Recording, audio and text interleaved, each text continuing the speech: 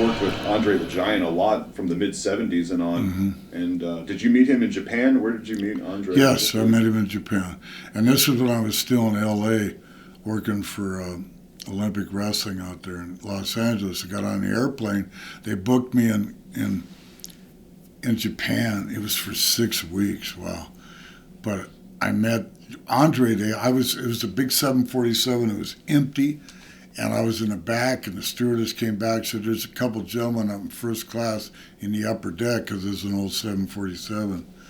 Had 2 decks in the front. They want you to come up there and see them. So I went up there, and it was Arnold Skolin and Andre the Giant. And then I had a great time. They were playing cribbage, and I was drinking cognac. And I don't even remember going through customs. I was plastered on cognac. They practically had to carry me out the airplane. But I had a great time. Andre was there for 3 weeks, so I got to hang out with him. Skolin, he went back sooner, but me and Andre would hit the Korean barbecues together, and we had a great time. And a funny story, one time we couldn't get a taxi because he was so big. And so I told him to hide around the corner. I waved the fat taxi down. And then the guy sees, and Andre sneaks around, the guy sees Andre coming out, and he gets back in his cab and starts to take off, and Andre grabs the bumper and lifts it. And the wheels are spinning like that. It was like something out of a Avenger movie or something. Wow. And the guy got out of the cab and took off running, the cab driver. We eventually got a bus to get us back, or a big panel truck or something like that. Holy shit. I mean... You didn't just hang out with him on that tour. You were tag team partners with him on several occasions. And I got, being he was working for New York, and so was I, and Vince took over his bookings from Frank Valois, the Canadian guy that had his contract. So Vince took over all of his stuff, and he still went other places like NWA and stuff. But I remember this for really, like when me and Flair were world champions in the early 80s in the Mid-Atlantic, in the Carolinas.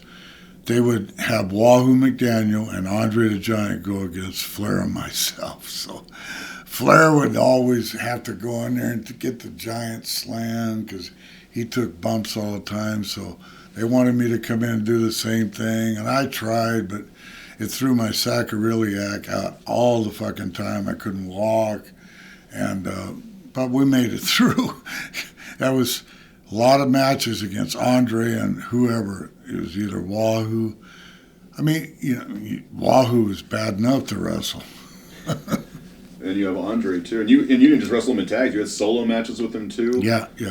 Is he taking it easy? Is he I only wrestled him one time by myself, in tag team a lot of times, and in battle royals, but only one time it was me against him, single match, and it was in Elizabeth, New Jersey, at a college there. We always had a good crowd there too. It was a nice building. And I was wrestling Andre the Giant. I go, you're kidding me. And he's back there drinking bottles of wine, and Arnold Skolin, and they're playing cribbage again, and he's drinking Beaujolais. I had Minetta Beaujolais. He had about a 6-pack of big wines. And then he gets into the ring, and I go to the ring first. And so he gets into the ring, and he gets in the ring, and he kind of sits on the second rope there in the corner, and he goes, "What's wrong with you, boss?" And I go, "Nothing, boss." So I went to hook up with him, and he grabbed me, and he kind of rolled me around, and he sat on top of me in the corner. He's like, imagine yourself going out there, and you go, here's this big cow, but he's up on his back legs, and he's just, instead of all fours, he's standing there waiting. So how are you going to wrestle that?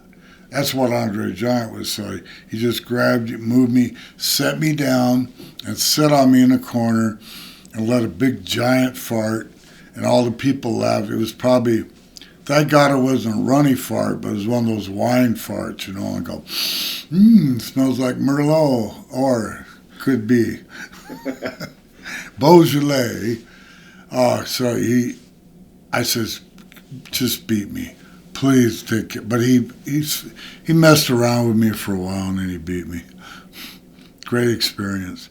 But, you know, he got me back because in the Battle Royals, I used to sneak up behind him. There's like 20 men Battle Royals, and I'd sneak up behind him and I'd hit him real hard on his back, and he'd turn around and went.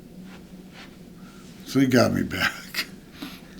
You mentioned those Battle Royals. There was one that you were with Andre the Giant in Houston I wanted to ask you about. And I don't know if you remember this because you've had so many, but there was one at the Sam Houston Coliseum. It was you, Gino Hernandez, the Spoiler, Andre the Giant, and Bruiser Brody was the winner in this one. Yeah. And I think you have at least one match with Bruiser Brody that I can find where you were with Harley Race. Yeah. You wrestled Bruiser Brody and David Von Erich. Uh-huh. Do you have any memories that you could share about Bruiser Brody inside the ring and outside? You know something, you know, you said that, and then a couple people said that I did wrestle. I didn't realize I wrestled him. Now, it must have been before the Puerto Rico thing or something. Nice guy, tough guy, but I don't, you know, I just don't remember it. I don't remember the experience, really. But, you know, I really don't. I remember most everything. I don't remember that. It's hard to have thousands of matches and Yeah. to really narrow down, I guess, one or two. I don't remember that one. Maybe he knocked me out standing up or something. He was a tough guy, so. But you guys seem to get along outside the ring. Whenever Yeah, you I got along with everybody. And you want to stay. I had people that were, you know, I would get pissed off in the ring sometimes, and people knew that. So, but it wasn't like I was a loaded gun. You know, I got along with everybody.